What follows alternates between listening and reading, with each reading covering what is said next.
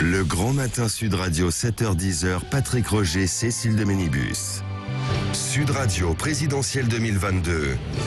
La vérité en face. 9h33, la vérité en face de cette lettre, presque une lettre à Emmanuel Macron, avec Michel Vivorca ce matin, sociologue, directeur d'études à l'école des hautes études de sciences sociales et auteur de ce livre. Alors, Monsieur Macron, heureux, point d'interrogation, aux éditions Rue de Seine. Et comment Emmanuel Macron va-t-il pouvoir gouverner pour ce second mandat? Oui, bonjour Michel Vivorca. Bonjour. Bonjour. Et c'est le premier livre juste après la réélection d'Emmanuel Macron, parce qu'il est sorti tout frais hier, hein, c'est ça? Ah, tout à fait. J'ai un éditeur formidable. On s'était mis bien d'accord. Ça sort après le deuxième tour de la présidentielle. Oui. Pour pas que ce livre ait l'air de vouloir jouer tel ou tel candidat.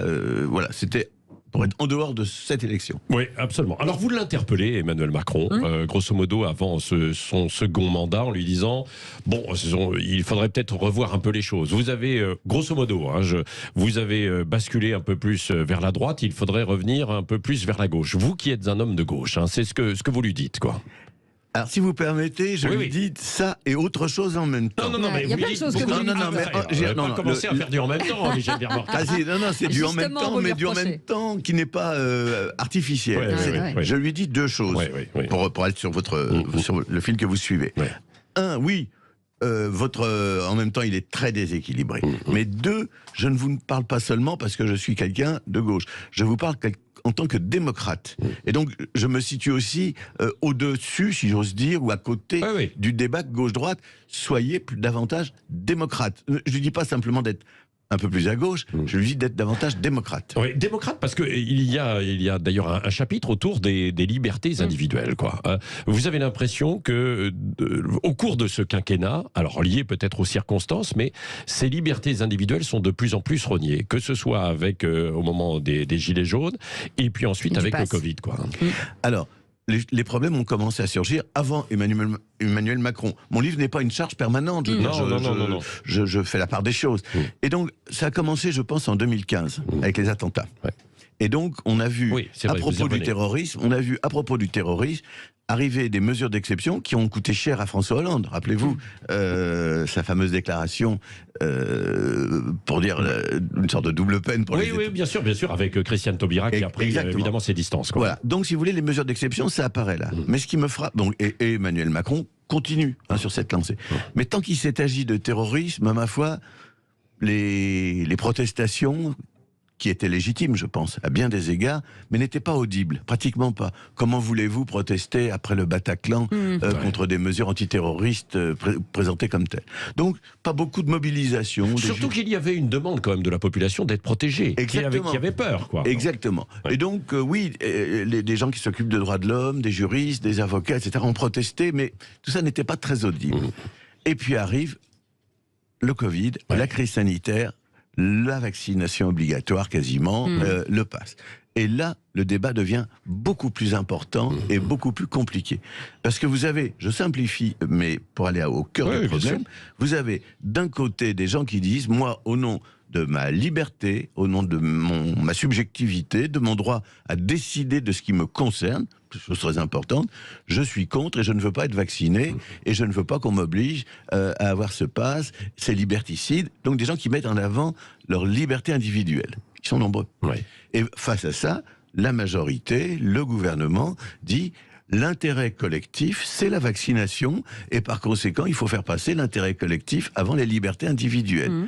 Et donc, il y a une tension qui se met en place, et je pense que la difficulté dans un pays comme le nôtre, c'est de gérer une telle tension, parce qu'on a envie à la fois de protéger la collectivité et de respecter les libertés. Mais ce que vous reprochez, c'est que ces mesures exceptionnelles restent finalement pérennes, puisque depuis François Hollande et les attentats dont vous parliez, ça continue en fait. Alors ça, c'est une règle presque toujours vérifiée. Quand un gouvernement met en place des mesures d'exception, il a tendance ensuite à les faire entrer dans le droit commun, et ensuite, une fois qu'elles sont dans le droit commun, elles deviennent pérennes, il n'y a pas de retour en arrière. Donc, il y a un problème de droit, proprement dit, et donc ces mesures d'exception peuvent continuer à être appliquées, premièrement. Et puis, il y a deuxièmement un problème politique. Qu'est-ce que l'on fait pour éviter qu'une partie de la population se sente purement et simplement méprisée, rejetée, niée? Si on ne fait rien, ou si on le fait mal, eh ben on se retrouve aux Antilles. Et oui, oui, aux Antilles, avec donc avec ce des vote votes contestataire. Là, en fait, aujourd'hui, nous avions quelqu'un d'ailleurs ce matin, un représentant en Outre-mer, qui nous a expliqué pourquoi il y a eu ce vote en fait pour Marine Le Pen, quoi, très fort. Attendez, partout, quoi. c'est surréaliste. C'est peut-être pas forcément les mêmes qui ont voté au premier tour, au deuxième tour. Mélenchon au premier tour et Mélenchon ensuite... au premier tour, Marine Le Pen au second tour. Oui. Ça en dit long quand même sur la puissance du mépris dont ont pu se sentir victimes. Oui, parce que la les vaccination Antillais. obligatoire, et notamment pour les soignants, a suscité et entraîné des émeutes. Hein, on s'en souvient en Martinique et puis en Guadeloupe. Exactement. Et alors vous êtes fixé finalement et vous êtes forcé à un examen de conscience en quelque sorte aussi, parce que vous le racontez dans votre livre, c'est-à-dire que vous êtes favorable à la vaccination, Tout à fait. vous avez été vacciné, mais vous écoutez, vous avez dans votre entourage aussi des personnes d'un bon niveau, etc., qui eux n'y étaient pas favorables, et vous les comprenez, quoi. Bah évidemment, je discute avec ces personnes. Bien sûr. Et je ne dois pas être le seul. Bien sûr, Qui tout le d'entre monde. nous n'a pas des proches qui sont d'un côté ou de l'autre de ce problème? Ouais. Et donc je me suis dit, on ne peut pas leur dire « je vous emmerde ». Ouais. Voilà, c'est ça que je me suis dit. Ouais. On ne peut pas leur dire « je vous emmerde, circulez, il n'y a plus rien à voir ». On ne peut pas. Je dis pas que j'ai la réponse au problème. Non. Mais quand un pays se fracture comme ça et qu'il n'y a plus de débat, quand une partie de la société dit à l'autre partie « tu es dans l'irrationnel, tu es absurde, tu es dans le non-sens », comment voulez-vous ensuite que l'on avance ensemble? Oui, c'est ça. Et là, vous reprenez la petite phrase d'Emmanuel Macron, quoi. Effectivement, on va les emmerder, quoi. Voilà, C'est et je ça. pense Là, qu'il a ça- fait une faute. Il a Oui. fait une faute.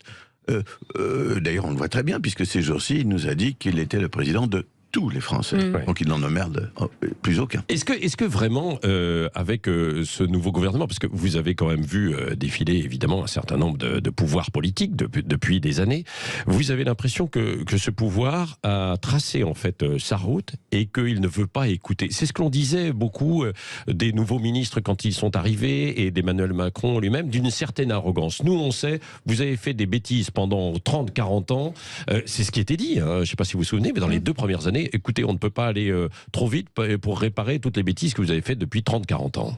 Oui, et puis comme ça se passait pas toujours très bien, je me souviens du chef des parlementaires de la République En Marche, Monsieur Legendre, déclarant « nous avons été trop intelligents ». Oui. Oui. Bon, alors Vous reprenez ça cette atteint phrase aussi. ça atteint des sommets. Écoutez, ce que je pense, c'est qu'il s'est mis en place avec ce gouvernement de façon bien plus forte que jamais avant, une culture politique, en anglais top-down, de haut en bas, verticale, et que cette culture politique fait que on ne négocie pas, on ne discute pas, on ne réfléchit pas avec les autres, on écoute sans entendre, ou on entend sans écouter, enfin, mais il y a vraiment, je crois, une culture politique, c'est pas seulement le chef de l'État, c'est un certain nombre de ses ministres, pas tous d'ailleurs, il faut être un peu nuancé, c'est un certain nombre de ses ministres, et c'est une certaine technocratie, c'est des gens aussi dans les administrations, et c'est pourquoi je suis dubitatif, mais je ne suis pas hostile, je suis dubitatif quand le chef de l'État nous dit « maintenant j'ai changé, je vais discuter, je vais écouter tout le monde ». Et j'entendais ce matin, consterné, que le ministre de l'économie n'exclut pas le 49.3 pour les retraites. Pour les retraites. Alors je me dis, après tout ce qu'on a vécu, tout ce qu'on a vécu sur les retraites, On passera en force. on recommence. Oui. On recommence. Et donc, et on vient de nous dire que je vais écouter, négocier, discuter. Donc, je ne pense pas que ça se passera comme ça. Mais j'ai vraiment la conviction que si le nouveau président veut ne pas être la même chose que l'ancien président, s'il veut changer, eh bien, il y a une culture de gouvernement, une culture d'administration, de gestion qui doit changer. Et alors, ça doit passer par quoi? Par l'écoute et justement par donner du relief aujourd'hui et de la puissance aux corps intermédiaires qu'il avait squeezé totalement. Pardon pour l'expression, mais... Vous avez très bien lu mon livre, vous l'avez très bien lu. Je pense que un des points les plus importants qui soit, c'est... Alors, il faut faire attention, c'est les deux aspects des intermédiaires. Je vais être prudent. Il y a d'un côté des gens qui en représentent d'autres.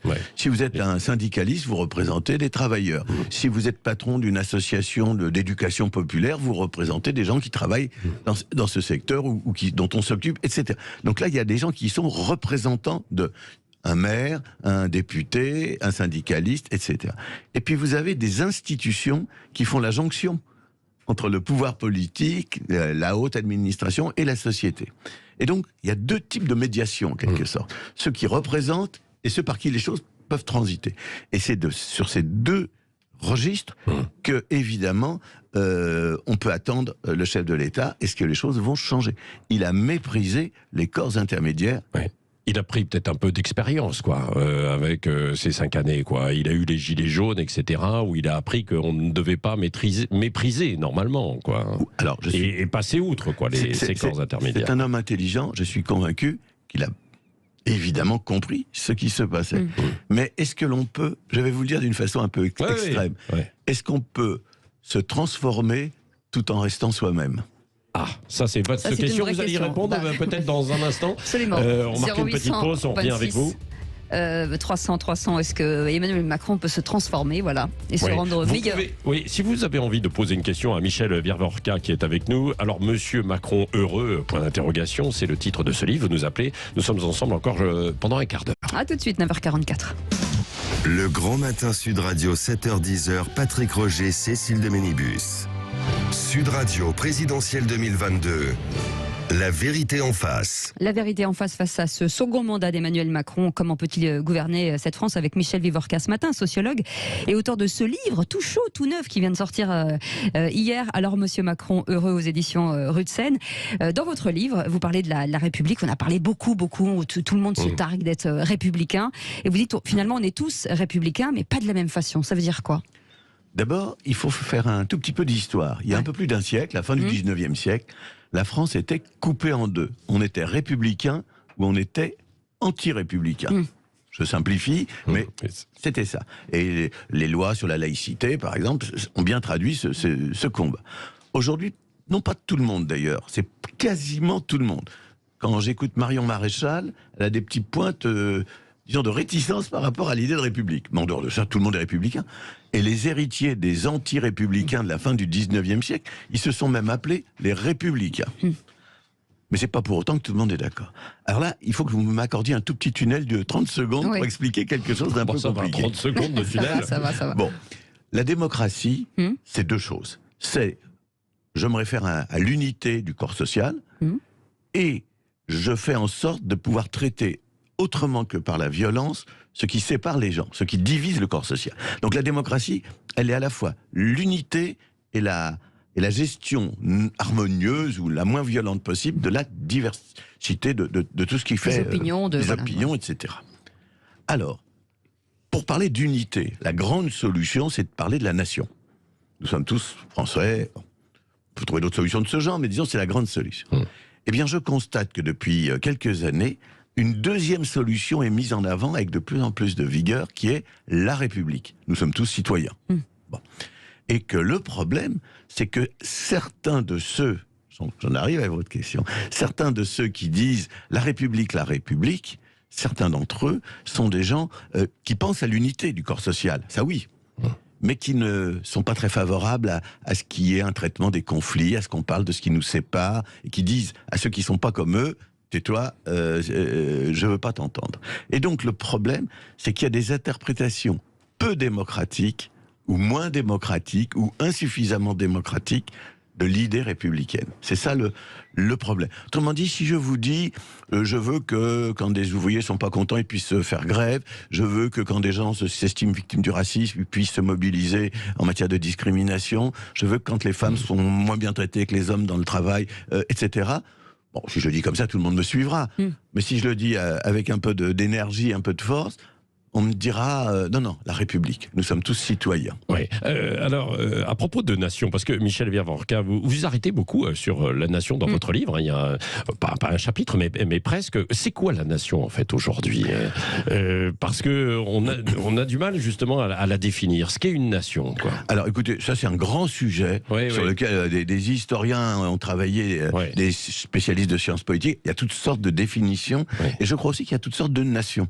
Donc, est-ce qu'on parle de la nation française, ou est-ce qu'on parle de l'idée de nation en général? Je vais vous donner un exemple très contemporain et très important. L'Ukraine, jusqu'ici, n'avait pas une très forte conscience nationale. Alors ça, jusqu'ici. Oui, jusqu'ici, oui. La Russie attaque, comme on le voit, et la conscience nationale durcit en quelque sorte. Donc la nation, là, elle est presque patriotique. C'est vraiment... je me constitue en nation face à l'ennemi, l'envahisseur. Et ce matin, j'apprends qu'il déboulonne des statues qui d'époque de l'époque soviétique, des choses comme ça. Ça, c'est une réponse. En France, alors je vais vous dire, en France, on a parfois opposé notre conception à une conception qu'on appelle allemande. Donc je vais vous expliquer. Ouais. La conception française de la nation, c'est une conception plutôt politique. Il y a une phrase très célèbre d'un philosophe de la fin du 19e siècle qui s'appelait Ernest Renan, qui dit « La nation, c'est un plébiscite de tous les jours ». C'est joli comme expression. Et donc c'est quelque chose de politique, mais c'est évidemment quelque chose d'historique. Nous avons une histoire, il y a un récit national. Si vous allez dans d'autres traditions intellectuelles, plus romantiques, plus allemandes en particulier, la nation, c'est un être. C'est une identité presque issue de la nuit des temps, qui est presque naturelle. Hein. Et donc la nation, c'est un peu autre chose. Alors est-ce que vous êtes plutôt pour une conception politique, civique de la nation, ou plutôt pour une conception culturelle, historique, presque naturelle? Voilà, ça c'est le genre de discussion. Et aujourd'hui, ça fait partie des questions qui traversent notre société, quoi. Ouais. Alors exactement. Si je devais caricaturer un petit peu, si vous allez vers l'extrême droite, vous aurez de plus en plus de gens qui seront du côté de l'identité culturelle. Oui, c'est ça, c'est ça. Et si vous allez plutôt du côté de ces républicains, même dont je viens de parler, eh ben, vous aurez pas forcément de gauche ou de droite, d'ailleurs, de tous les côtés. Vous aurez une conception plutôt politique, civique, citoyenne, si vous voulez, de la nation. Et ben voilà, la libre parole, en tout cas, à nos auditeurs. 0826 300 300 avec Christiane qui nous appelle de Haute-Garonne. Bonjour Christiane. Bonjour Christiane. Oui, bonjour toute l'équipe et félicitations à Monsieur Michel Lorca qui nous fait un cours vraiment de Sciences Po, quoi. C'est vrai, c'est vrai. On pourrait, j'espère qu'à Sciences Po, j'aimerais bien qu'ils connaissent ce personnage fabuleux. Ils le connaissent. Oui, ils le connaissent bien. Souvent. On vous écoute. Vous aviez une question, Christiane, à lui poser. Oui.